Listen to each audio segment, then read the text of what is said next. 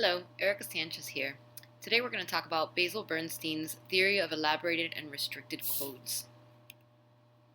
The basic assumption of this theory is that the type of speech used within a group is affected by the relationships that have been established within this group. The structure of this said speech, then, is what makes different things relevant or significant. Bernstein talks about code. Code is a set of organizing principles behind the language employed by members of a social group.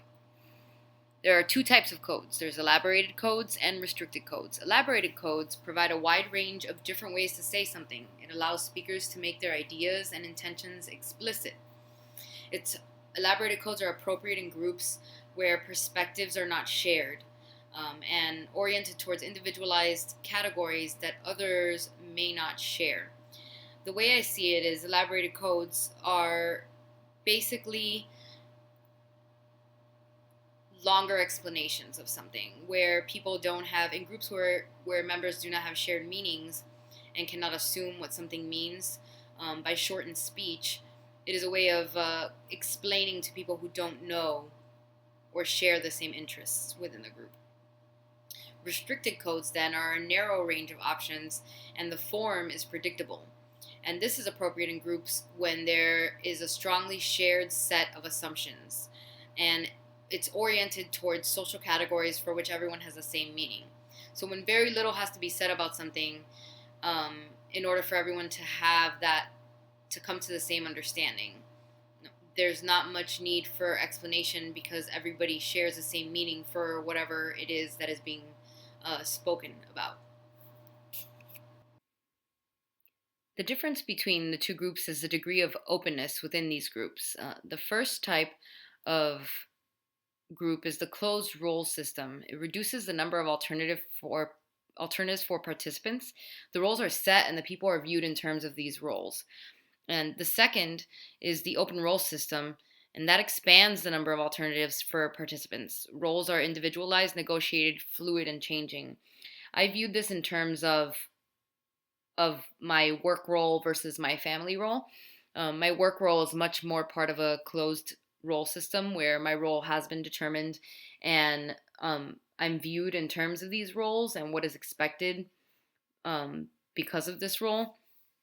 The open role system is more of what my family is a part of, where it's constantly negotiated and it's ever changing. It depends on who I'm speaking to in my family, whether it's my sister, my parents, my brother.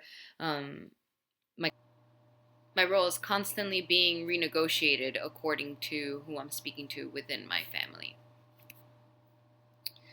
Family is especially important in the development of code. There are two types of families. There are the position families, which are clear and formally determined in role structure. There's closed communication systems and the use of restricted codes are common within these position families. And then there's person-centered families. The roles are determined on the basis of individuals' personal orientations. They use open communication and elaborated codes within this family.